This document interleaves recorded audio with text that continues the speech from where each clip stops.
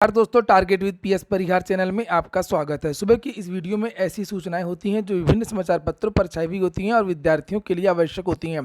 तो आइए शुरू करते हैं और देख लेते हैं कि आज के समाचार पत्रों में विद्यार्थी जीवन से संबंधित कौन कौन सी सूचनाएं हैं। तो वीडियो को जल्दी से लाइक कर दें, शेयर कर दें और जिन छात्रों ने चैनल को अभी भी सब्सक्राइब न किया हो तो जल्दी से सब्सक्राइब कर लें ताकि आप लोगों को भी इसी प्रकार की अथेंटिक अपडेट सबसे पहले मिलती रहे। चलिए शुरू करते हैं, बात करते हैं सबसे पहले यूपी ट्रिपल एससी पीईटी की।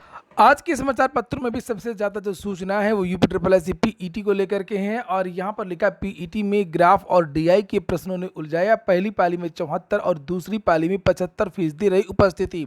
ये बात हो रही है केवल प्रयागराज की। अगर पूरे उत्तर प्रदेश की बात करें तो पूरे उत्तर प्रदेश में लगभग 67% विद्यार्थियों ने परीक्षा दी है और 33% विद्यार्थियों ने परीक्षा छोड़ दी है।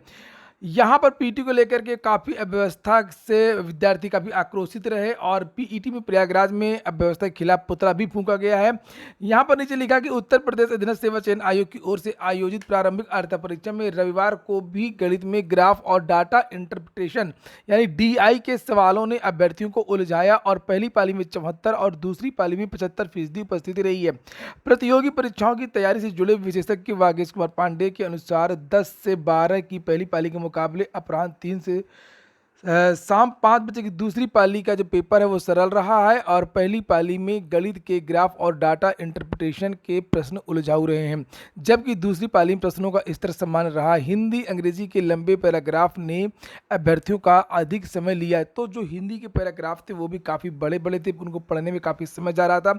कुछ विद्यार्थियों के लिए समय भी कम पड़ गया। पीईटी में सेंधमारी 17 और गिरफ्तार, कुल 38 छात्र गिरफ्तार।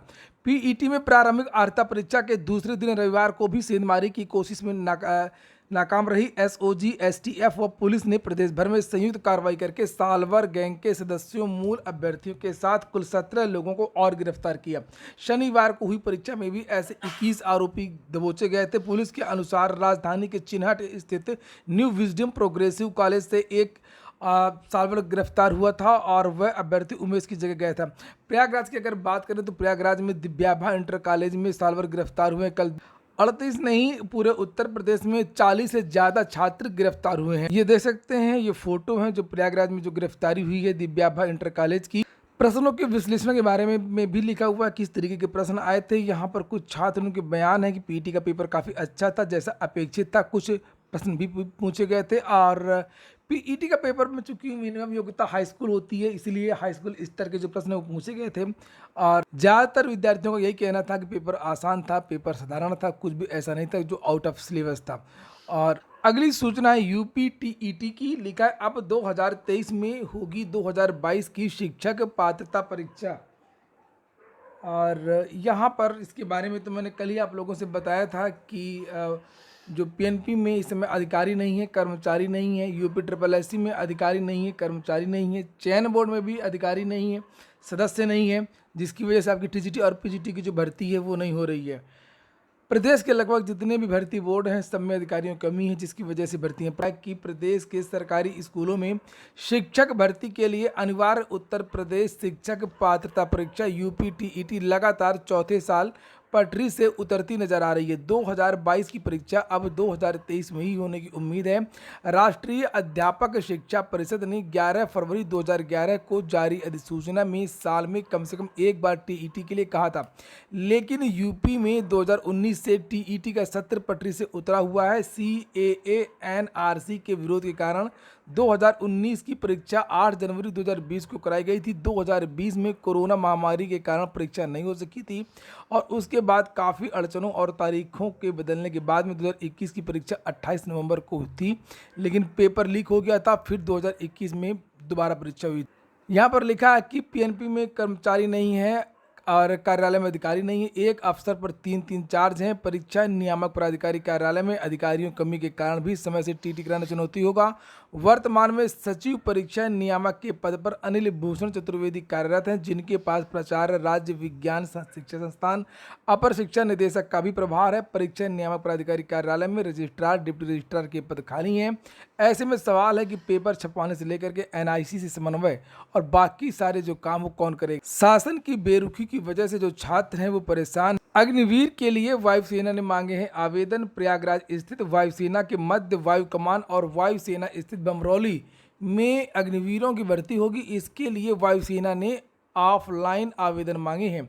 आवेदन 25 अक्टूबर तक डाक के माध्यम से या फिर सीधे जमा किया जा सकता है। वायुसेना की अग्निवीर योजना के तहत वायुसेना में मेस वेटर, कुक्स, पैवाला, वाटर कैरियर, नाई, धोबी, मोची, दर्जी, चौकीदार आदि के पदों पर भर्ती की जाएगी। इन पदों पर भर्ती के लिए रविवार को ही मध्य वायु कमान मुख्यालय और वायुसेना स्टेशन बमरौली ने विज्ञापन जारी किया है। इस भर्ती में 18 से 23 साल के युवा आवेदन कर सकते हैं। आवेदक की लंबाई 152.5 सेंटीमीटर होनी चाहिए। आवेदन करने वाले अभ्यर्थियों की अंग्रेजी और सामान्य ज्ञान की 20 नंबर की लिखित परीक्षा होगी।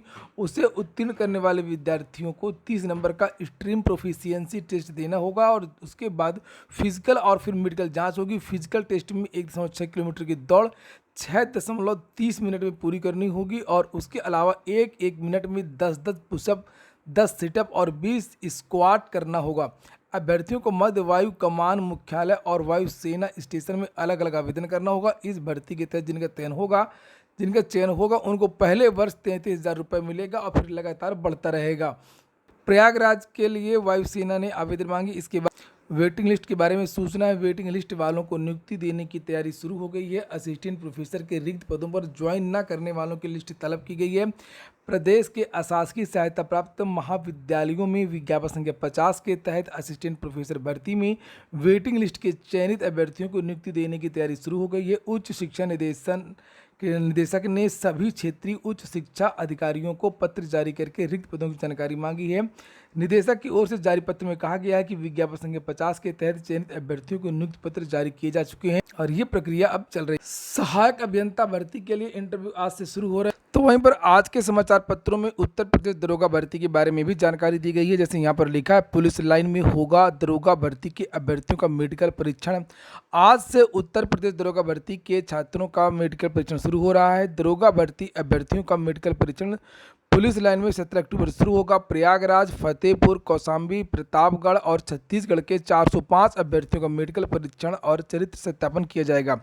एक दिन में 50 अभ्यर्थियों का परीक्षण किया जाएगा। 17 से लेकर के 19 अक्टूबर तक प्रयागराज के अभ्यर्थियों का मेडिकल परीक्षण होगा। वहीं पर 20 अक्टूबर से कौशाम्बी, फतेहपुर, प्रतापगढ़ के अभ्यर्थियों का 31 अक्टूबर तक सत्यापन चलेगा। छत्तीसगढ़ के 2 अभ्यर्थियों को 31 अक्टूबर को बुलाया गया, तो यानी कि दूसरे राज्यों के छात्रों को भी यहाँ पर बुलाया गया है। आप लोगों ने देखा होगा कि यूपी पीईटी में भी बहुत सारे अदर स्टेट के जो छात्र वो आए थे। बिहार से ही लगभग 2.5 लाख छात्र उत्तर प्रदेश में पीईटी देने आए थे। पीईटी में बहुत सारे यात्रियों को बहुत सारी समस्याएं रहीं। जैसे आप लोग यहाँ पर देख सकते हैं, लिखा पीईटी से लौटते समय बिगड़ी हालत, मौत मानना की बात हो रही है। शहर के स्वराज कॉलोनी निवासी उप निरीक्षक ओम प्रकाश मिश्रा का 25 वर्षीय पुत्र अभिलाष मिश्रा की शनिवार को झांसी पीईटी में परीक्षा थी और यहाँ पर रात में कुछ दोस्तों के साथ परीक्षा देने रात की ट्रेन में झांसी किया। शनिवार को उसने दूसरी पाली की परीक्षा दी। वहाँ से पैसेंजर ट्रेन में लौटते समय भीड़ में उसकी दम घुटने से मौत हो गई है।